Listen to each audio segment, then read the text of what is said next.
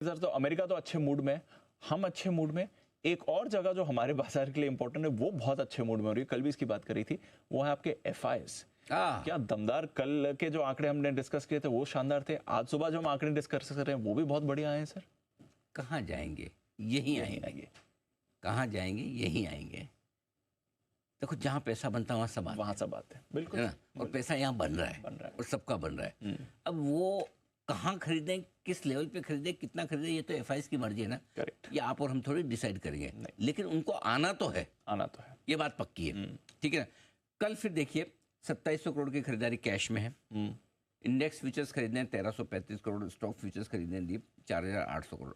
मैं फिर एक चीज और कहना चाहता हूँ, कल और आज 2 दिन जो मैंने आंकड़े पढ़े, कल के आंकड़े तो शुक्रवार के थे और आज जो मैं आंकड़े पढ़ रहा हूँ कल के, इन 2 आंकड़ों, कल मैंने एक चीज बहुत आपको स्ट्रांगली बोली थी कि क्वांटिटी और क्वालिटी में फर्क है। Yes sir. और आज के डेटा, कल 11,500 करोड़ की खरीदारी थी डायरेक्शनल, आज की खरीदारी है आपकी डायरेक्शनल 5,800 करोड़ की, लेकिन क्वालिटी के लिहाज से कहीं 19 नहीं है भाई साहब। यस, 21 ही है। क्यों, मैं बताता हूँ जी। पहली चीज, छोटी मोटी एक ब्लॉक डील है 1517 करोड़, उसमें भी एफआईएस का पार्टिसिपेशन नहीं है, तो बड़ी ब्लॉक डील है, पूरी की पूरी खरीदारी स्क्रीन की है। नंबर 1 ये अच्छी चीज। दूसरी क्वालिटी क्या है, सब खरीदा है, इंडेक्स भी खरीदे हैं, स्टॉक्स भी खरीदे हैं, इंडेक्स फ्यूचर खरीदा है, स्टॉक फ्यूचर खरीदा है, कैश में भी खरीदा है, और स्टॉक फ्यूचर में 4,800 करोड़ के खरीदे हैं। छोटी बात नहीं है, बड़ी खरीदारी है।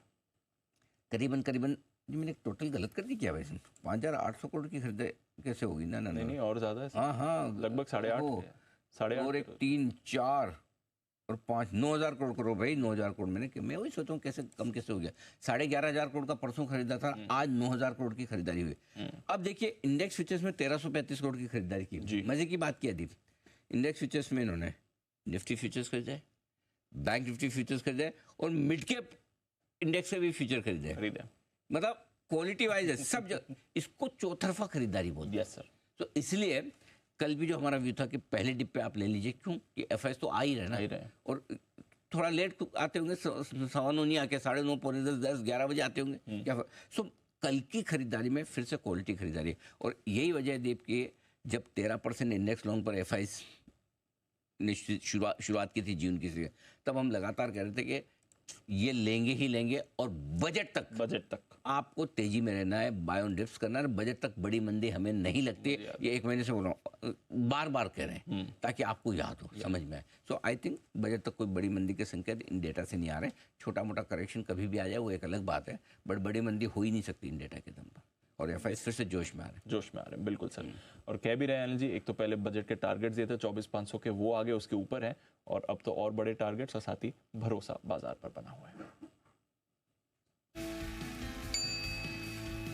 अभी तो बहुत तेजी देखनी बाकी है आपको।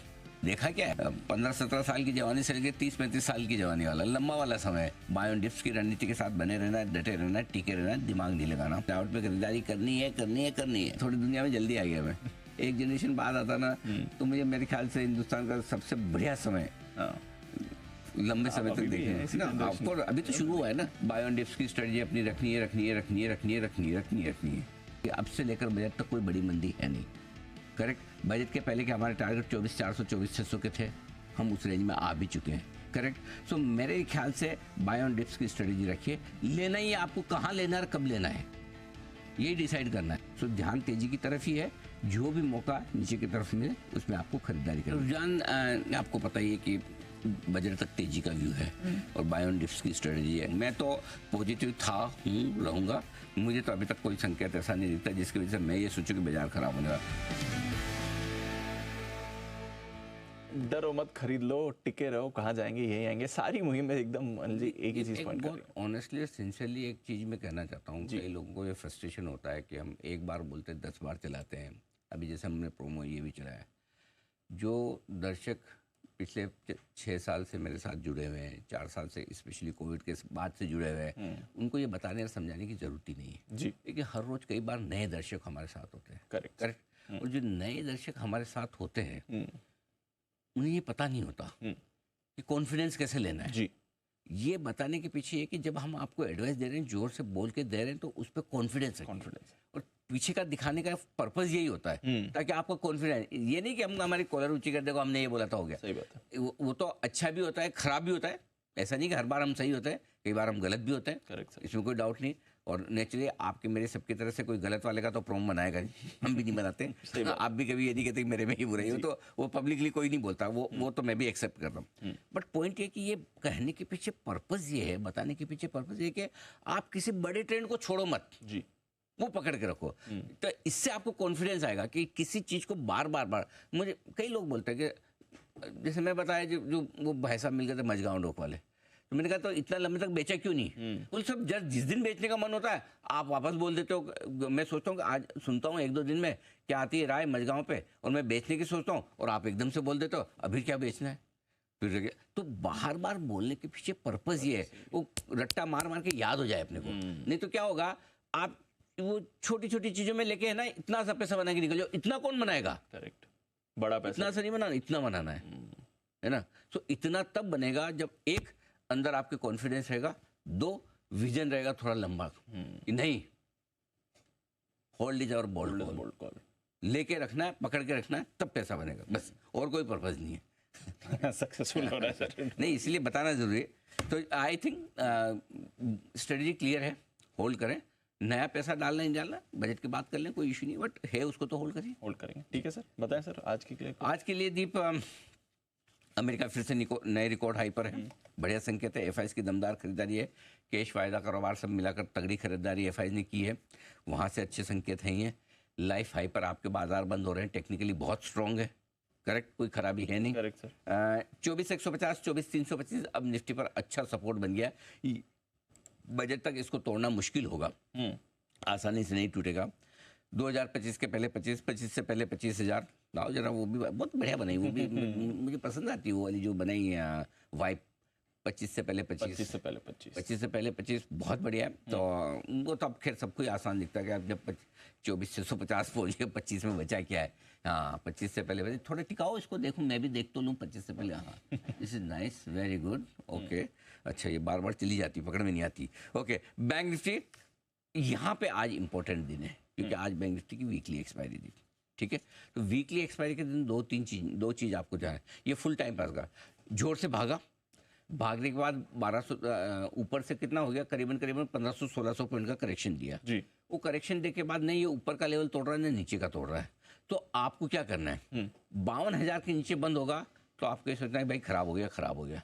53,000 के ऊपर बंद होगा तो बस सब कुछ ठीक, बैक ऑन ट्रैक। तब तक इसको टाइम पास करने दीजिए। हम अगर बैंक निफ्टी को पिछले 1 हफ्ते से इग्नोर कर रहे हैं तो उसके पीछे पर्पज है। और 1 हफ्ते से देख लीजिए आप, बैंक निफ्टी में पैसा बनाना बहुत मुश्किल है। निफ्टी में ट्रेंडिंग मार्केट में पैसा बनाना 1 हफ्ते में कितना आसान है। और जिस दिन बैंक निफ्टी में मेरा दिल आता है तो कितना आता है वो तो आपको पता ही है। तो एकदम फिर मैं कुछ देखता नहीं आगे पीछे, मेरा बेमिसाल घोड़ा है। आगे दौड़ेगा, पक्का दौड़ेगा।